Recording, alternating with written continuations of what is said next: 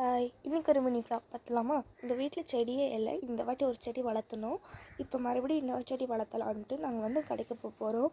அந்த mini vlog தான் இன்றைக்கி பார்க்க போகிறோம். சரி வாங்க போகலாம் கடைக்கு. அப்படியே அளந்து திரிஞ்சு கோபியை தாண்டி ஒரு இடத்துக்கு வந்தோம். அது எந்த இடம்னா க்ரீன்வே நர்சரின்னு ஒரு இடத்துக்கு வந்தோம்.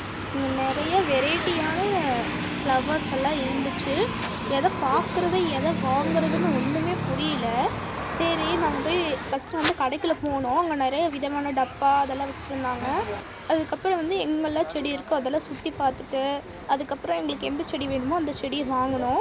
இந்த மாதிரி நிறைய செடி இருந்துச்சு. எங்கே சுற்றி பார்க்கலாம் அப்படின்னு ஓரமாக போயிட்டு இருந்தோம். எல்லா செடியுமே நல்லா இருந்துச்சு. எந்தெந்த செடி எந்த மாதிரி இருக்குன்னு சொன்னாங்க. அப்புறம் நாங்கள் இந்த செடி தான் எங்கள் வீட்டில் இருக்குது. இந்த செடி நாங்கள் ஏற்கனவே வச்சுருக்கோம், அதனால் நாங்கள் இது வாங்கலை. அதுக்கப்புறம் அப்படியே இன்னும் கொஞ்சம் உள்ளே போய் சுற்றி பார்க்கலான்ட்டு நாங்கள் உள்ளே போனோம். அதுக்கப்புறம் இங்கே நிறைய வெரைட்டியஸான போர்டெல்லாம் வச்சுருந்தாங்க. அப்புறம் நான் ஒரு செடி வரும், அது என்ன செடின்னு உங்களுக்கு காமிக்கிற பாருங்கள். நான் எனக்கு ரொம்ப எக்ஸைட்டடாக இருந்துச்சு. இந்த செடி தொட்ட உடனே ரொம்ப சாஃப்டாக இருந்துச்சு. அதுக்கப்புறம் பெரிய தோட்டம், ஆனால் எல்லாம் சூப்பராக வெரைட்டியான வச்சுருந்தாங்க. அப்புறம் இங்கே காட்டினா இல்லையா, இதுதான் ட்ராகன் ஃப்ரூட்.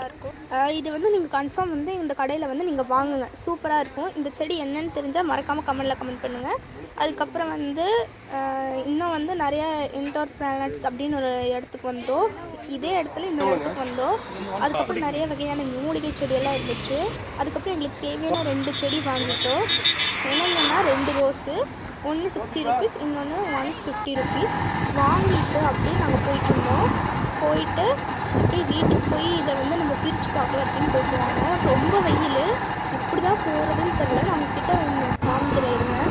நம்ம இந்த சைடு ரைட்டில் போனோம்னா நம்ம அண்ணன் ஷூட்டிங் எங்கே எடுத்தாங்கன்னு பார்க்க முடியும். இங்கே சைடெல்லாம் இருக்கு இல்லையா, இங்கெல்லாம் அண்ணன் ஷூட்டிங் எடுத்தாங்க. அதுக்கப்புறம் வீட்டுக்கு வந்ததுக்கப்புறம் இதை பிரித்து பார்த்தோம். ரொம்ப நல்லா இருந்துச்சு.